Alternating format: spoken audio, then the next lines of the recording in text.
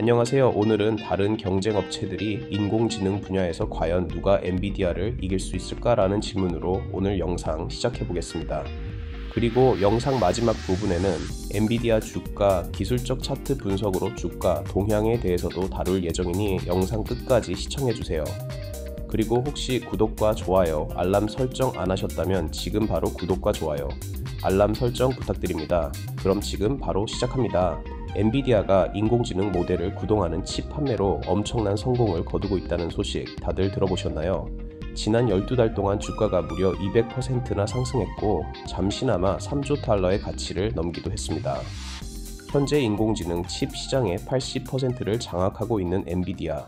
과연 누가 이길 수 있을까요? 하지만 여러 분석가들은 이 질문이 잘못되었다고 말합니다.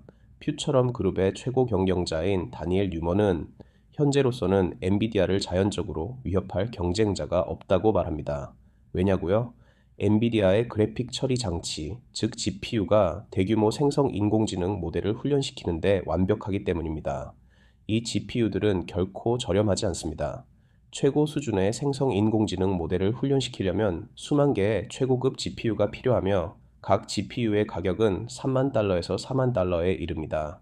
예를 들어 일론 머스크는 그의 회사 xAI의 그록 3 모델이 특별한 무언가가 되기 위해 엔비디아의 최고급 GPU 10만 개를 훈련시켜야 한다고 말했습니다. 이게 무슨 뜻이냐고요? 엔비디아의 30억 달러 이상의 칩 수익을 의미합니다. 엔비디아의 성공은 칩 자체뿐만 아니라 이를 접근 가능하고 사용 가능하게 만드는 소프트웨어 덕분이기도 합니다. 엔비디아의 소프트웨어 생태계는 인공지능 중심 개발자들의 거대한 집단에게 필수적인 도구가 되었으며 이들은 전환할 동기가 거의 없습니다. 젠슨 황은 자사의 소프트웨어 플랫폼인 쿠다를 선순환이라고 불렀습니다. 더 많은 사용자가 있을수록 엔비디아는 그 생태계에 대한 업그레이드에 더 많이 투자할 수 있으며 이는 더 많은 사용자를 끌어들입니다. 반면 글로벌 GPU 시장의 약 12%를 차지하는 엔비디아의 반도체 경쟁사 AMD는 경쟁력 있는 GPU를 가지고 있으며 소프트웨어를 개선하고 있지만 쿠다를 사용하기 쉬운 것으로 여기는 개발자 기반이 부족합니다. 또한 아마존의 AWS, 마이크로소프트 애저, 구글 클라우드와 같은 대형 클라우드 서비스 제공 업체들은 자체 칩을 생산하지만 엔비디아를 대체하려고 하지 않습니다. 오히려 그들은 자체 데이터 센터 인프라를 최적화하고 가격을 낮추며 가장 넓은 잠재 고객에게 클라우드 서비스를 판매하기 위해 다양한 인공지능 칩을 원합니다. 제이 골드 어소시에이츠의 분석가 잭 골드는 엔비디아는 초기 모멘텀을 가지고 있으며 빠르게 성장하는 시장을 구축하면 다른 사람들이 따라잡기 어렵다고 설명했습니다. 그는 엔비디아가 다른 이들이 가지지 못한 독특한 생태계를 잘 구축했다고 말했습니다. 그러나 세레브라스, 산반오바, 그록, 애시드와 같은 인공지능 칩 스타트업들이 엔비디아의 인공지능 칩 사업의 작은 부분을 차지할 기회를 보고 있습니다. 이들은 특히 이미 훈련된 인공지능 모델에서 데이터를 실행하여 정보를 도출하는 추론에 특화된 칩을 개발하는 데 집중하고 있습니다.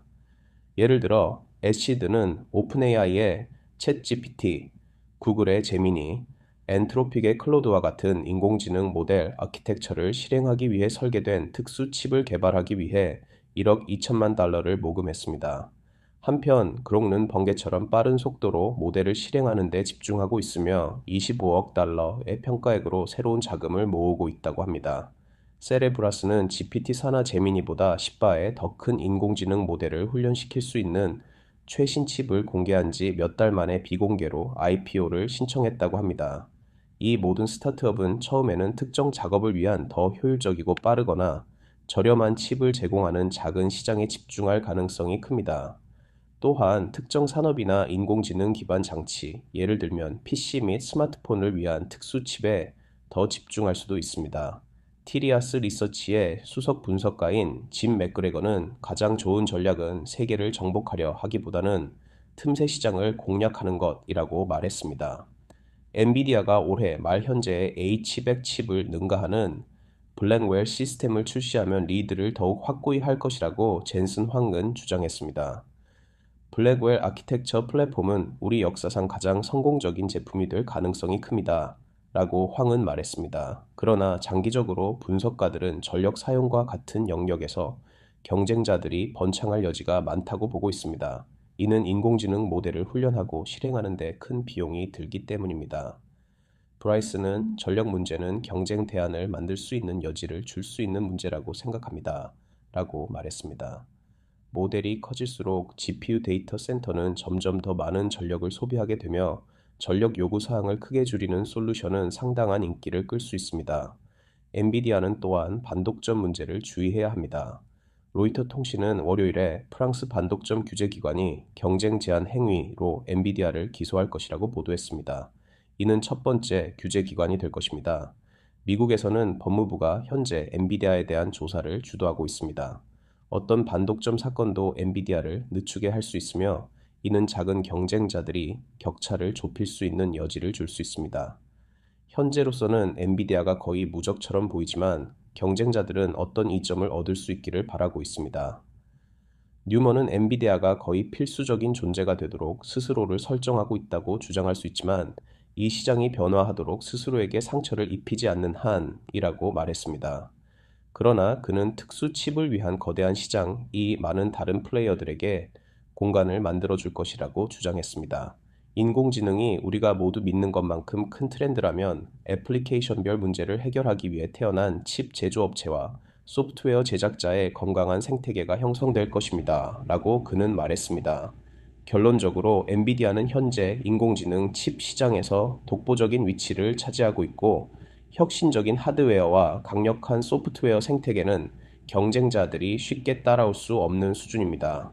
엔비디아의 그래픽 처리 장치는 대규모 생성 인공지능 모델을 훈련시키는 데 있어서 최고의 선택이며 이는 엔비디아가 시장을 주도하는 주요 이유 중 하나입니다. 물론 경쟁자들이 틈새 시장을 공략하며 성장할 기회를 노리고 있지만 엔비디아는 이미 초기 모멘텀을 가지고 있으며 빠르게 성장하는 시장을 구축하면 다른 사람들이 따라잡기 어렵습니다. 엔비디아는 인공지능 칩 시장에서 거의 필수적인 존재가 되었으며 앞으로도 계속해서 시장을 주도할 것으로 보여집니다. 현재 엔비디아 주가는 어느 정도 조정을 받고 있는 모습이지만 장기적으로 인공지능 부분에서 큰 경쟁자가 없는 상황에서 지속적으로 우상향할 가능성이 있다고 여겨집니다. 마지막으로 엔비디아의 주식 차트를 한번 파헤쳐 보겠습니다. 먼저 차트에서 헤드 앤 숄더 패턴이 살짝 보이는데요.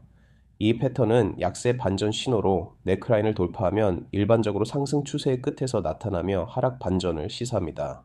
이동 평균선을 살펴보죠. 단기 이동 평균 20일은 최근 가격 움직임을 반영하며 현재 지지선 역할을 할 수 있습니다.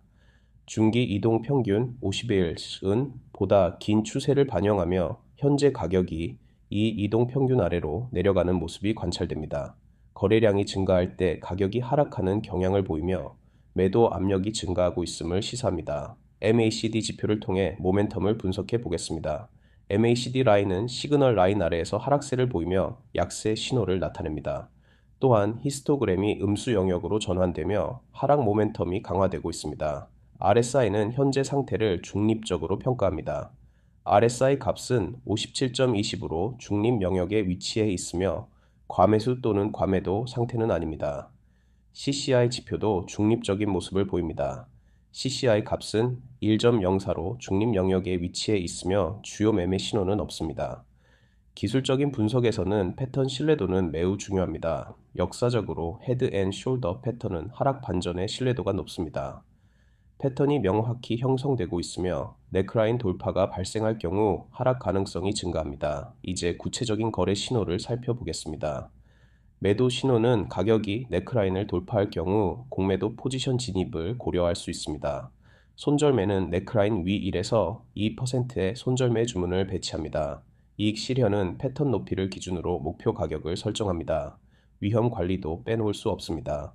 지지 수준은 네크라인 약 125달러이며 저항 수준은 최근 고점 135달러입니다. 목표 가격은 네크라인 돌파 시 패턴 높이를 고려하여 하락 목표를 설정합니다.